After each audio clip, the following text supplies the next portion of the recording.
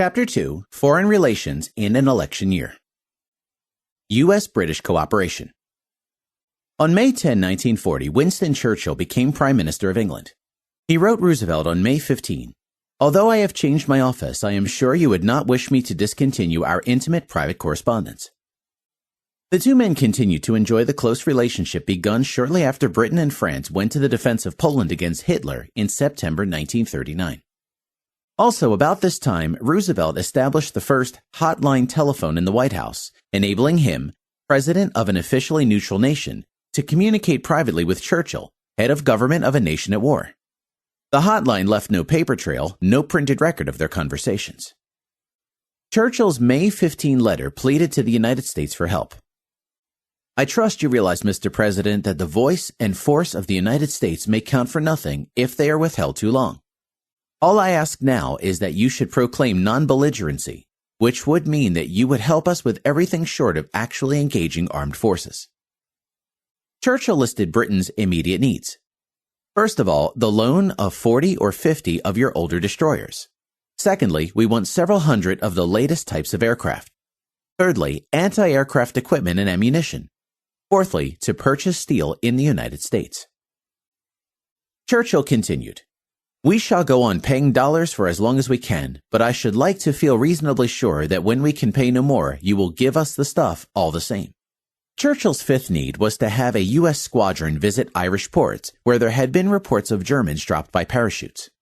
Then Churchill added, "Sixthly, I am looking to you to keep that Japanese dog quiet in the Pacific using Singapore, in Southeast Asia, in any way convenient." Roosevelt assured Churchill the next day that he was most happy to continue our private correspondence. "I am, of course, giving every possible consideration to the suggestions made in your message." Then he took Churchill's several requests up one by one. With respect to the destroyers, FDR was not certain that it would be wise for that suggestion to be made to the Congress at this moment. As for the aircraft, he wrote, "We are now doing everything within our power to make it possible for the Allied governments to obtain the latest types of aircraft in the United States. Concerning anti-aircraft equipment and ammunition, the most favorable consideration will be given to the request. And with respect to steel, he understood, satisfactory arrangements have been made for its purchase." FDR was also willing to consider a visit of a U.S. squadron to Irish ports. To the request that the United States keep Japan quiet, FDR responded, "As you know, the American fleet is now concentrated at Hawaii, where it will remain at least for the time being." Churchill's letter was dated May 15, British time. Given the 10-hour difference between London and Hawaii, some 15 to 20 hours could have lapsed by the time, late on the 15th of May, when Admiral Richardson, commander of the fleet in Hawaii, received the OPNAV, Chief of Naval Operations, cable advising him that the fleet was to remain in Hawaiian waters for some time. In view of the timing, it is not inconceivable that the OPNAV cable was prompted, at least in part, by Churchill's urging. The European situation worsens as France falls. William C. Bullitt, whom FDR had sent to the USSR in 1933 as the first United States ambassador to that country, left Moscow in 1936 to become U.S. ambassador to France. By the spring of 1940, Britain's troops were being hard-pressed on the continent by the Nazi military forces. In May, they were retreating to Dunkirk on the English Channel. From there, they were evacuated to England thanks to their heroic and dramatic rescue by a hastily mobilized British fleet of 850 ships, large and small, military and private, tugs, yachts, fishing smacks, launches. Thus, more than 200,000 British, French, and Belgian troops eluded the encircling Germans, May 26 through June 4. By June, the German blitzkrieg was bearing down on Paris. Reynaud described France's desperate plight to Roosevelt on June 10. "For 6 days and 6 nights, our divisions have been fighting without 1 hour of rest. Today, the enemy is almost at the gates of Paris." Bullitt wrote Roosevelt, May 31, 1940, on behalf of French Foreign Minister Paul Reynaud, that the French were most grateful for the presence of your fleet in the Pacific. Without firing a shot, it is keeping the war from spreading to the French and British empires in the Far East. We hope it will stay there. Reynaud requested that the U.S. Atlantic Fleet be sent to the Mediterranean. By keeping the enemy at bay there, your Atlantic Fleet, he said, can play exactly the same role in the Mediterranean as the U.S. fleet is now playing in the Pacific. Incidentally, FDR wrote Raynaud in longhand, "Further strong steps were taken yesterday by me in regard to the Mediterranean threat." Roosevelt again on June 13 appeared to hold out hope to Raynaud.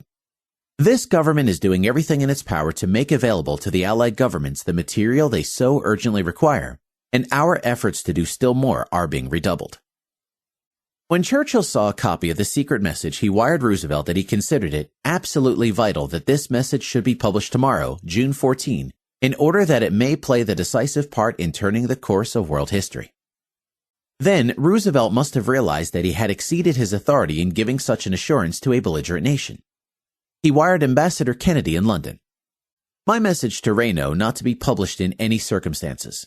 It was in no sense intended to commit and does not commit this government to the slightest military activities in support of the Allies. There is, of course, no authority except in Congress to make any commitment of this nature." German troops entered Paris on June 14, 1940. On June 17, the French sued for peace. France and Germany signed an armistice 5 days later. France had fallen. FDR moves toward a third term as president. Since February 1940, FDR had been hinting to various friends and confidants that he might run for a third term, thus breaking with the precedent set by George Washington and followed by all succeeding U.S. presidents. He made no public announcement, but he had apparently settled the matter in his own mind by June. Because of the international situation, the fall of France, and his unannounced intentions, FDR considered it important to have a united country. He decided to replace the 2 cabinet officers who had obstructed some of his foreign policy initiatives and make his cabinet bipartisan.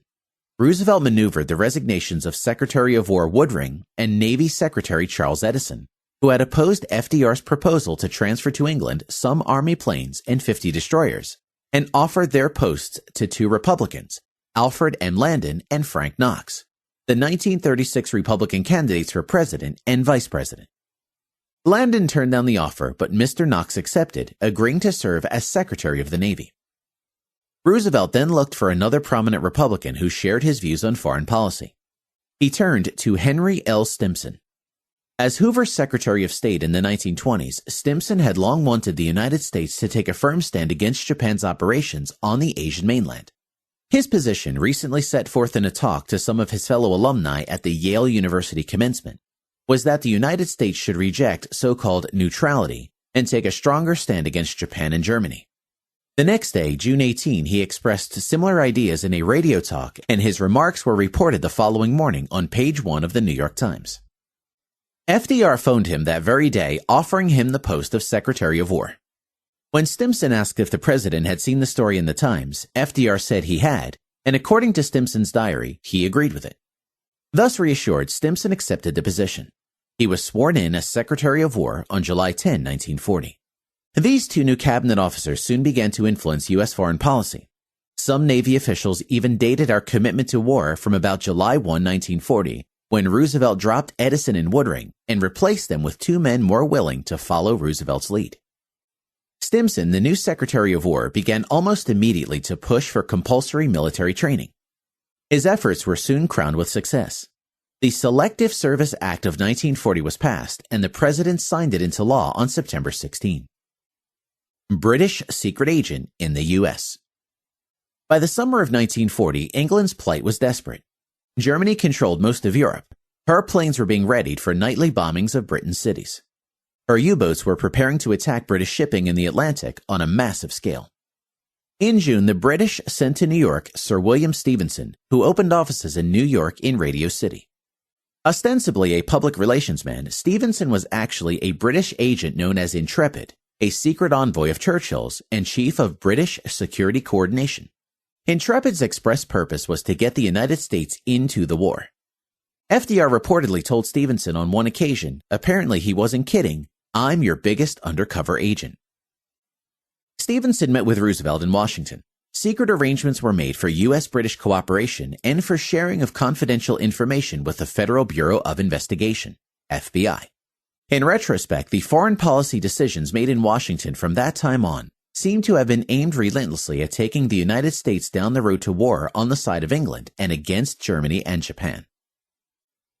U.S. encourages British military purchases. Britain's and France's cash and carry purchases permitted under the 1939 Neutrality Act were a stimulus to U.S. producers of arms and other military supplies. Those huge sales had relieved much of the mass unemployment that had plagued this country since the Depression, and that FDR's New Deal had failed to solve. But with the fall of France, only the British were still in a position to buy, and they were fast running out of cash. Roosevelt feared that if their purchases came to an end, mass unemployment would return. He was looking for ways to keep workers employed when the British could no longer pay cash.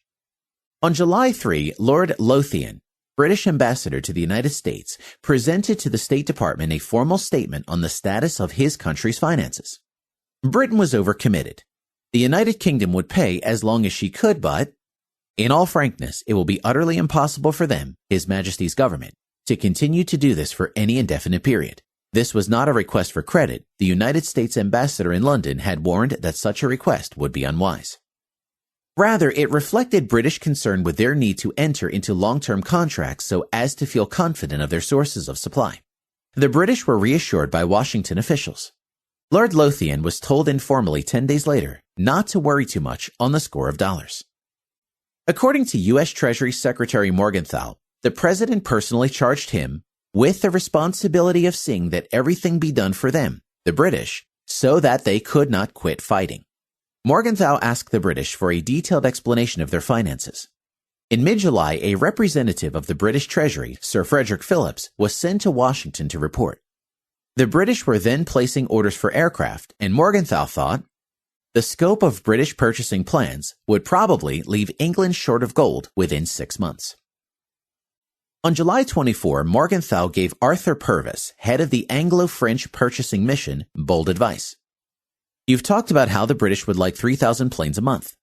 Say to William S. Knudsen, chairman of the Council of National Defense, you're ready to order them. Don't worry about the authorization. You'll get it all right. You've got to bluff. Stick to the 3,000 planes and put it up to Knudsen as though it were an offer you had been thinking about for weeks.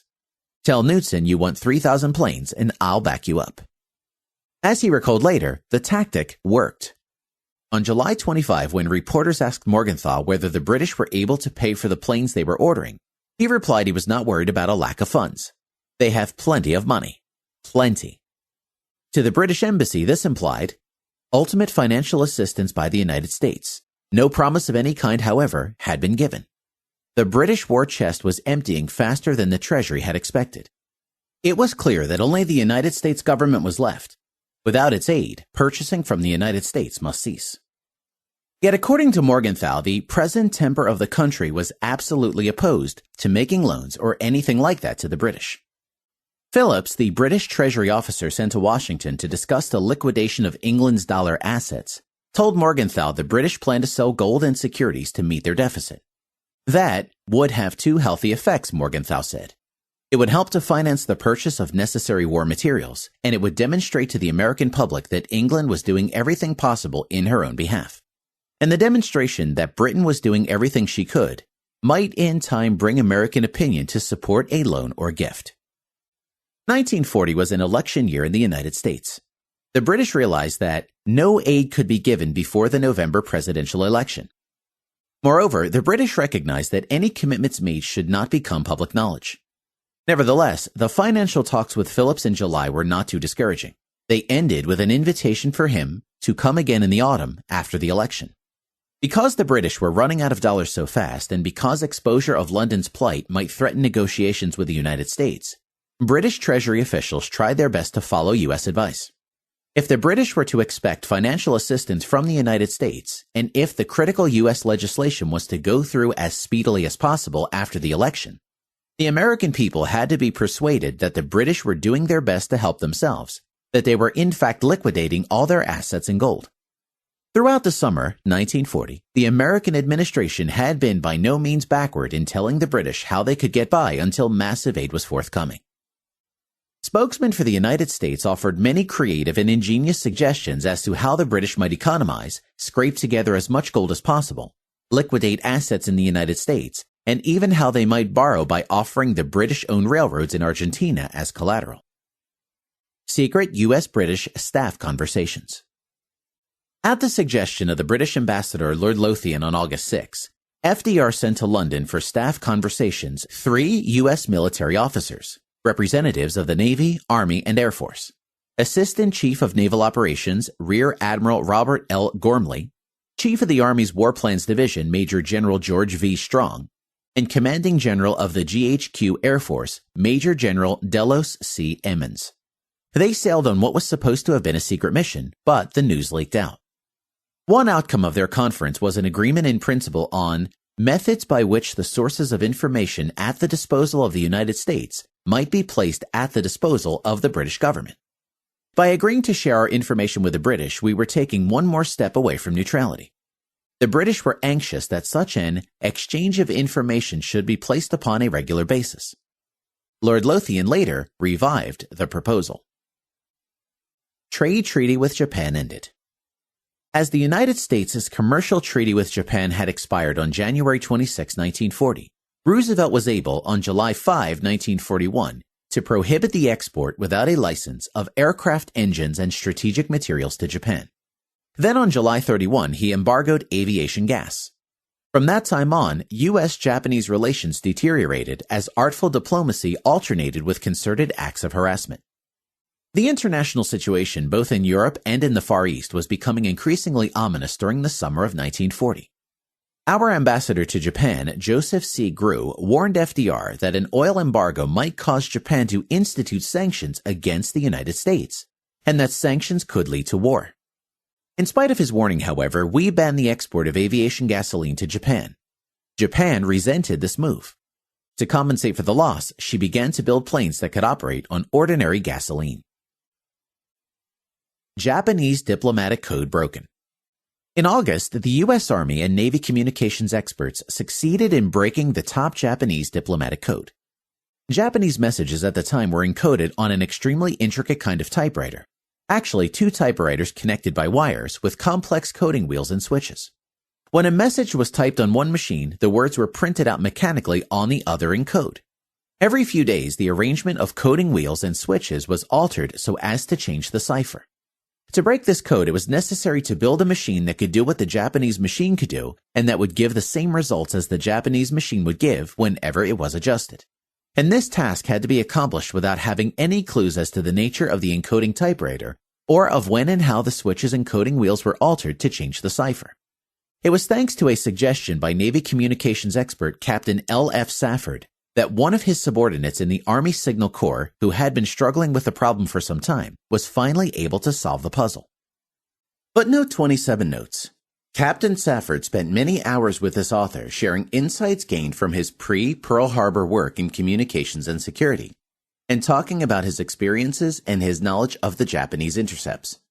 He played an important role not only in deciphering Purple in 1940, but also, as we shall see, in the post-Pearl Harbor investigations. According to David Kahn, in the Code Breakers, The Story of Secret Writing, London, Wiedenfield Nicholson, 1967, pages 10, 388, and 503 to 504. Commander Lawrence F. Safford founded the Navy's Communication Intelligence Organization. One of his principal accomplishments before the outbreak of war was the establishment of the Mid-Pacific Strategic Direction Finder net and of a similar net for the Atlantic, where it was to play a role of immense importance in the Battle of the Atlantic against the U-boats.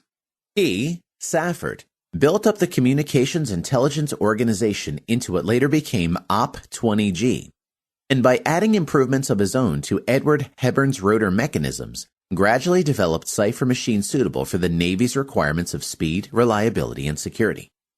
He is the father of the Navy's present cryptologic organization. Thanks to Commander Lawrence F. Safford, head of OP-20G, and father of the Navy's Communications Intelligence Organization, the United States had, upon its entrance into the war, an Atlantic arc of high-frequency direction finders to exploit the U-boat garrulity. After the Japanese diplomatic code was deciphered, the U.S. government was able to read all of Japan's diplomatic messages to and from Tokyo and her representatives in all the capitals of the world. We refer to Japan's diplomatic code as Purple and to the information derived from reading it as magic. Destroyers for bases deal. The first of Churchill's several requests in his May 15, 1940 letter was for the loan of 40 or 50 of your older destroyers. FDR had replied that he was not certain that it would be wise for that suggestion to be made to the Congress at this moment. However, he talked with Chief of Naval Operations Stark about the possibility of making such a transfer. Stark was a serious, well-rounded naval officer. His manner was genial and courteous, not at all gruff or rough. He had graduated from Annapolis in 1903 and had risen up through the ranks. He and Roosevelt had known each other since 1913 when FDR was Assistant Secretary of the Navy under President Woodrow Wilson. Stark had then been in command of a destroyer on which FDR used to travel in Maine waters when visiting his family's summer home on Campobello, a small Canadian island just across the border from Maine. The two men had become good friends. Roosevelt liked Stark personally and trusted him as a loyal aide. In 1939, FDR appointed him Chief of Naval Operations. FDR wrote Stark at that time that it would be grand to have you here as CNO. You and I talk the same language. My only objection is that if we get into a war, you will be a desk admiral, but I cannot have you in two places at once. Stark took over as CNO on August 1, 1939. When the question of releasing U.S. destroyers to the British came up, Stark was opposed. A law prohibited the Navy from disposing of anything that the Chief of Naval Operations could not declare unnecessary for the defense of the country, and Stark believed those destroyers were necessary. They were then being used by the Atlantic Patrol. In spite of his geniality, Stark was no doormat that FDR could walk over at will. At times, he spoke up frankly, and he must have on this occasion. FDR was apparently reluctant also, but nevertheless he decided to acquiesce to Churchill's request and let Britain have the destroyers. He told Stark to make the arrangements. Stark was depressed by FDR's orders. That evening, as Admiral Ben Morial, Chief of the Bureau of Yards and Docks, was leaving his office for home, he just happened to stick his head in Stark's office to say goodnight. He noticed that Stark appeared downcast and went in to cheer him up. Stark unburdened himself to Morial.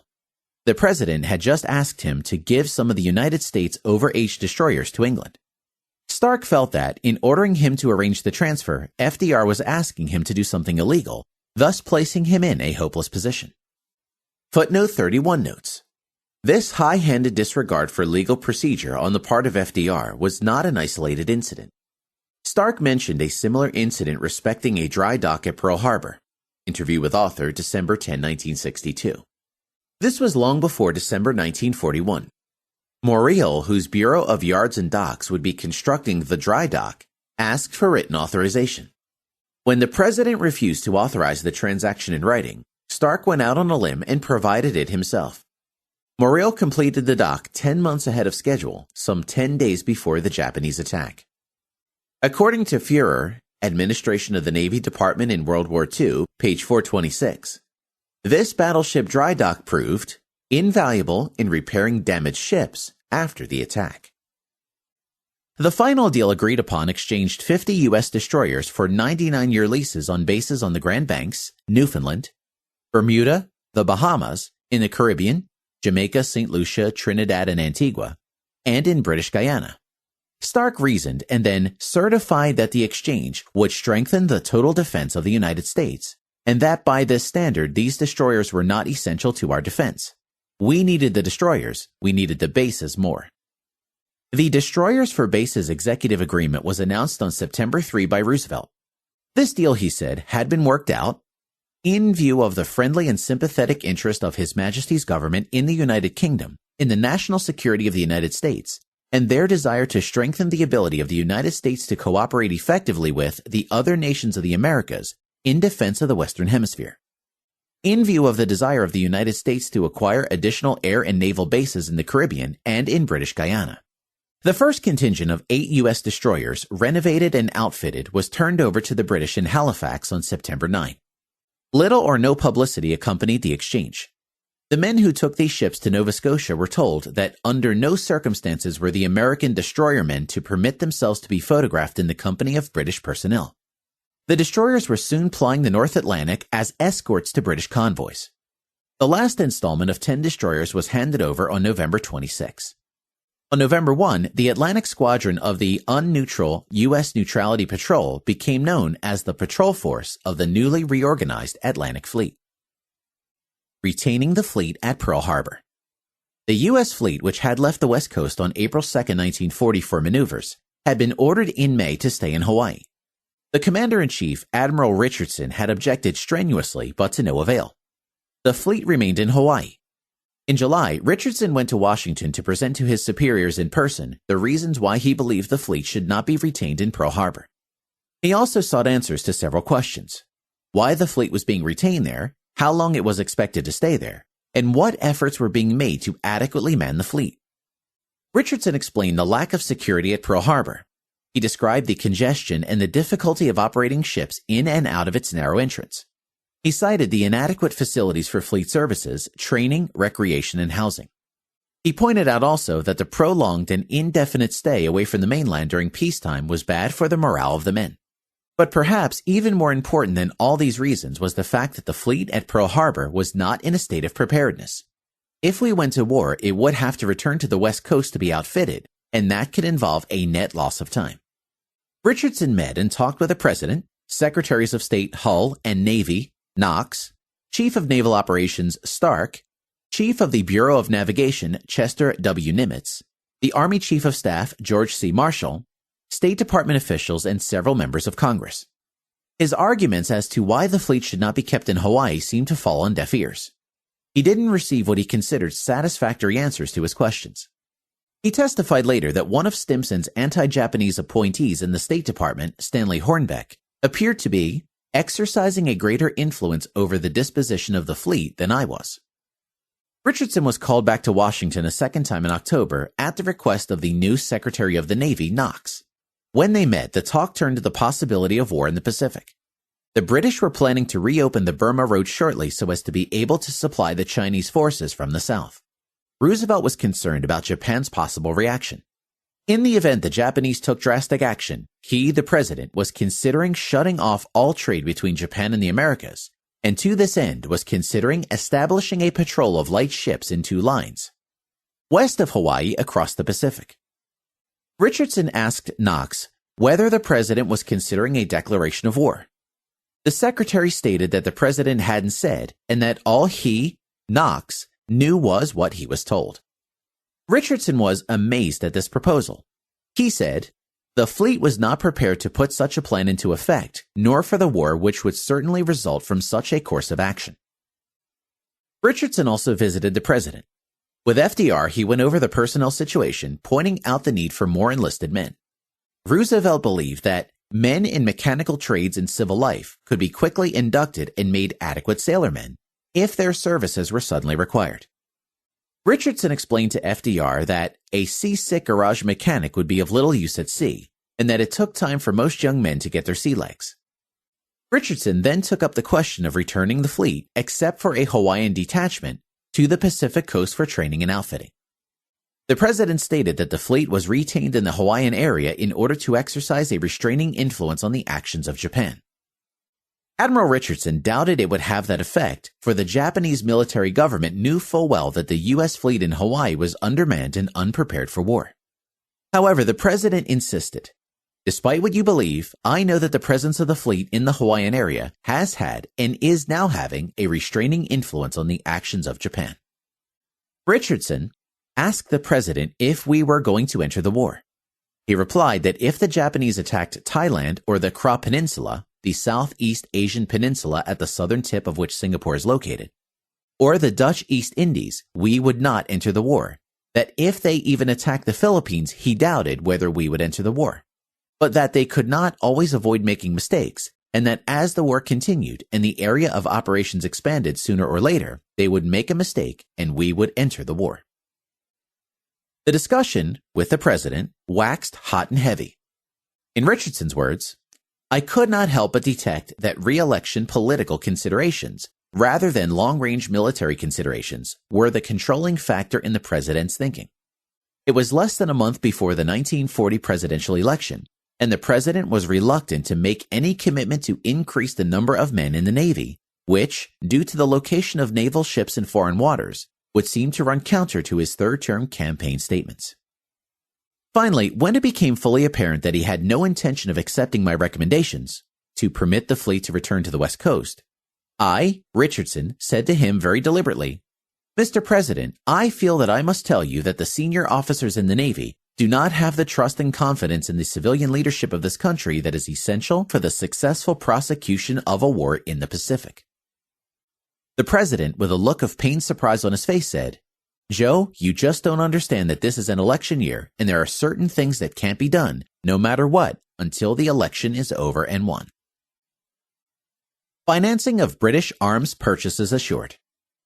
The president was also seriously concerned at this time with how the British were to finance their arms purchases. The British treasury was fast being depleted. There was a growing sense of urgency in London. It was difficult for them to know how to proceed. Earlier in the year, the president had shown an interest in regard to British assets in Latin America, including the Argentine railways.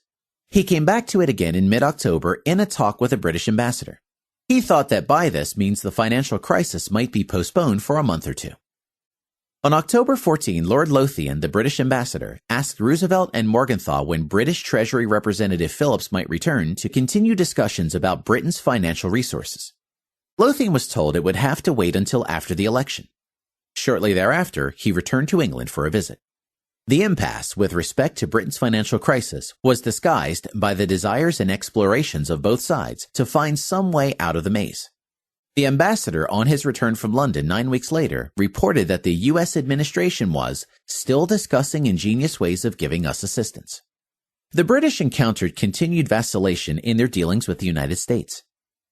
Time after time, the British side was told to go ahead with orders, only to find the way blocked by insuperable difficulties. On 20th October, Purvis, Britain's purchasing agent in Washington, reported that in weekend talks with Secretary Morgenthau at the latter's home, he had received a complete green light for the immediate ordering of 9,000 aircraft. In the next few days, Purvis and Sir Walter Leighton were told to go ahead with their orders on the assumption that the Reconstruction Finance Corporation would pay for the capital cost. An agreement to this effect was worked out with the War Department. The admonitions to go ahead continued at intervals through December. FDR winds up his election campaign. As the election campaign continued, Roosevelt spoke to the people more than once about his determination to keep the United States out of the war. For example, in Chicago on September 11, I hate war, now more than ever. I have one supreme determination, to do all that I can to keep war away from these shores for all time. I stand with my party and outside of my party as president of all the people on the Democratic Party platform, the wording that was adopted in Chicago less than 2 months ago. It said, "We will not participate in foreign wars, and we will not send our Army, Naval, or Air Forces to fight in foreign lands outside of the Americas, except in case of attack." While Roosevelt and his administration were reassuring the British off and on of U.S. assistance in their war against Germany, he was reassuring the American voters of our continued neutrality. On October 23, he spoke in Philadelphia. To Republicans and Democrats, to every man, woman, and child in the nation, I say this. Your President and your Secretary of State are following the road to peace. We are arming ourselves not for any foreign war. We are arming ourselves not for any purpose of conquest or intervention in foreign disputes. I repeat again that I stand on the platform of our party. It is for peace that I have labored, and it is for peace that I shall labor all the days of my life. Then, on October 30, FDR made a similar pledge to the voters in Boston. And while I am talking to you mothers and fathers, I give you one more assurance. I have said this before, but I shall say it again and again and again. Your boys are not going to be sent into any foreign wars. They are going into training to form a force so strong that by its very existence, it will keep the threat of war from our shores. The purpose of our defense is defense. Roosevelt wound up his campaign with talks on Saturday evening, November 2 in Buffalo, New York, and on Sunday, November 3 in Cleveland, Ohio. In Buffalo, he pledged, "Your president says this country is not going to war." And in his final address of the campaign on November 3 in Cleveland, he said, "The first purpose of our foreign policy is to keep our country out of war. And through it all, my past record, there have been two thoughts uppermost in my mind: to preserve peace in our land and to make the forces of democracy work for the benefit of the common people of America." Taking the side of one of two combatants in a conflict always incurs risk. For months, FDR and his close associates had been secretly encouraging the British to expect continued and increased U.S. support in their struggle against Germany. At the same time, they had been reassuring the American people they were doing everything that could be done to keep the United States neutral and at peace. These contradictory pronouncements were certainly intentional. Sometime later, Ambassador Bullitt, a longtime intimate and advisor of Roosevelt's, as much as admitted that this equivocation had been deliberate. Roosevelt's White House advisors, Bullitt wrote, persuaded him that if he told the truth, he would lose the 1940 election.